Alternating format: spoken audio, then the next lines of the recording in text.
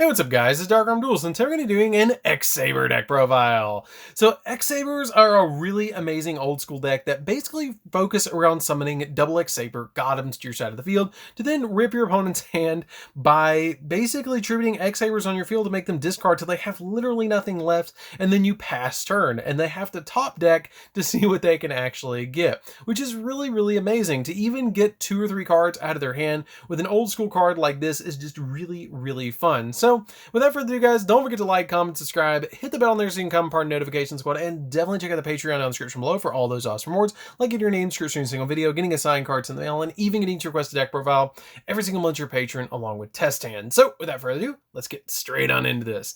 So first off, we're going to be playing 3 copies of double X-Saber Fault Troll. Fault Troll is really good because basically what this card does is if you control 2 or more X-Sabers on your field, you can special summon this card from your hand, and then also once per turn you can special summon 1 level 4 or lower X-Saber monster from your graveyard, which is an extremely powerful effect, and it's just really good.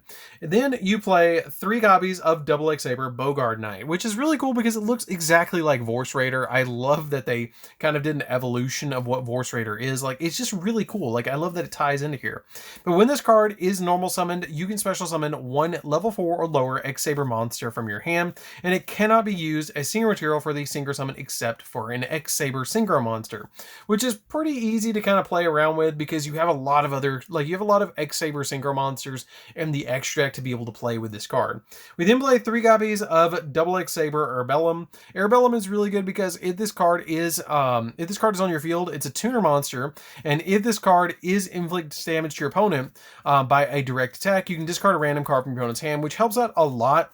And it's just an overall really good tuner monster to have in the deck. Like, it's really good to have this card because you can use this plus Fault Troll to go into your copy of Gotham. We then play 3 copies of double X-Saber Dark Soul. Dark Soul is pretty good too because during the end phase, if this card is sent from your side of the field to the graveyard, this turn you can add 1 X-Saber monster from your deck to your hand, which basically is the original Skarm. Like, this card was one of the first cards that ever had that particular effect, that during the end phase you got an effect off, which is kind of interesting. I like that effect, that you kind of get that old school with Dark Soul. We then play 2 copies of double X-Saber Rag. This card is also really good. I just play 2 copies of it now because I play 1 for 1 in here, because when this card is normal or special summon, you get to add an X-Saber monster from your graveyard to your hand. It takes a little bit of setup to grab him, and once you start rolling, it comes in handy. But overall, with 1 for 1, you basically just activate 1 for 1, send an X-Saber from hand to graveyard, and then summon this, and you basically got to summon this for free off the 1 for 1.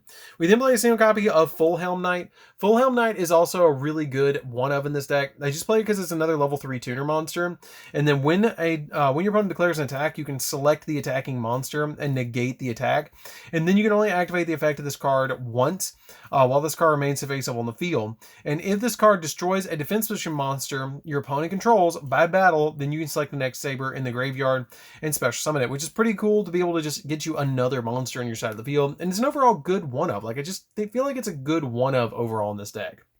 We then play a single copy of Mystical Beast of the Forest. Val is really good because it's a level 2 tuner, and basically it gives you an additional monster to go into your copy of Naturia Beast. I really like this card as a level 2 for the deck because it can help you out with a lot of different plays. We then play 3 copies of Rescue Cat. The 3 Rescue Cats come in handy because you can send this card on your side of the field to the graveyard, and then you get to special summon 2 level 3 or lower beast type monsters from your deck. From your deck, which is really good just to be able to get you to level 3s on your side of the field. It can help you out with link plays, and it just is overall really nice for all the different like combos that you can do with this deck. We then play 3 copies of Summoner Monk. Summoner Monk is the craziest card in the deck because you're going to be able to normal summon this card and then discard a spell and then be able to use this card to summon out your copy of Rescue Cat, and then Rescue Cat can then send itself to the graveyard, and then you can get 2 more monsters on your field, which can get you into some really good plays. We then play 3 copies of Ash Blossom because Ash Blossom is just really good in the deck to be able to stop your opponent from all sorts of different shenanigans.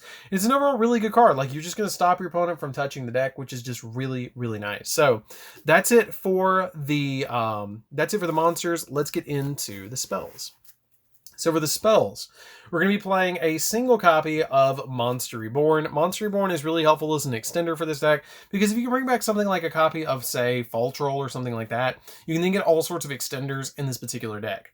We then play a single copy of 1-for-1. 1-for-1 lets you send a monster from your hand to the graveyard to be able to special summon a level 1 from the deck. It's really here for Rag, because you can use it for Rag to be able to get basically the monster out for free, and then be able to add whatever you send to the graveyard back, which is pretty good. One copy of Called by the Grave. Called by the Grave is also really good because it's going to stop your opponent's hand traps while they're trying to pop off, and plus it kind of goes 1-for-1. It makes it so you don't have to discard as much or tribute as much for your Gotems, because you're already getting your opponent with one card. We then play the same copy of Ayers Rock Sunrise, which is pretty much an additional Monster Reborn for a beast type monster, which a lot of your X-Sabers are actually beasts, so it helps out a lot in this particular deck, because you can use it with like Dark Souls, or you can use it with stuff like your copy of your Airbellum, which is really nice to be able to get back on your side of the field.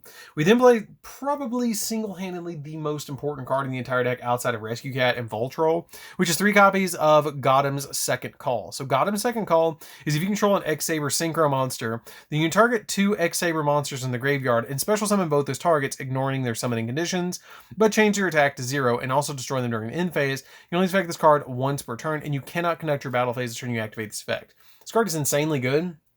It is so important for the deck to be able to use this card to be able to get your cards out of the graveyard. It's a double Monster Reborn, which is great. We then play 3 copies of Transmodify. Transmodify lets you target one of your X-Saber monsters and basically upgrade it, which is super cool. You basically use this card with your copy of Dark Souls to upgrade it into a Bogard Knight, which helps you out a lot during the end phase to get you a search. So I play this card as a 3 of. It's also really good. Summoner Monk target, because you can just discard it to the graveyard to be able to special summon out your copy of your oh goodness, what's its name? Rescue Cat. To be able to get it onto your side of the field, to be able to then tribute it, to be able to get you 2 more of your, or send it to the graveyard to be able to get you 2 more monsters on your field.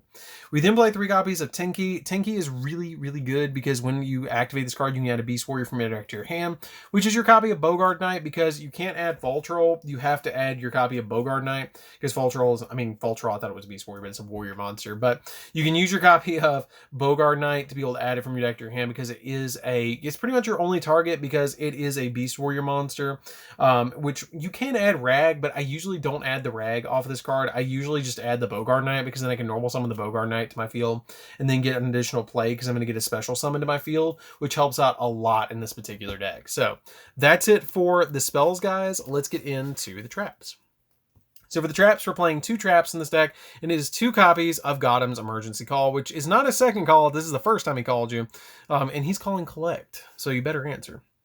So what this card does is you activate this card if there is a face-up X-Saber monsters on the field, and you get to special summon 2 more X-Sabers in either player's graveyard to your side of the field, and you get to special summon those targets to your side of the field. So it's pretty good if you go up against a mirror match. If mirror matches with this deck is really funny, because you get to special summon from your opponent's graveyard their X-Sabers, which is pretty funny.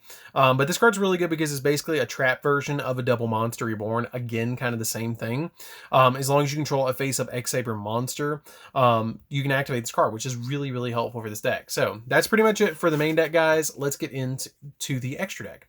So for the extra deck, we're going to be playing a single copy of Gotems. I'm just playing 1. You can play 2, but I'm just started playing 1, and it's fine. Like it doesn't, the second one comes up every so often, so I didn't play it at 2 anymore. I just bumped it down to 1, and I haven't really missed the second one. And what it does is you tribute an X-Saber monster and then discard a random card from your opponent's hand. That's all it does. And basically you're going to rip your opponent for as many cards as you possibly can, because this deck special summons like crazy. If you can use your copy of Gotem's Second Call, you can special summon both those monsters and then tribute them for Gotem's effect, which is pretty good to rip 2 cards out of your opponent's hand.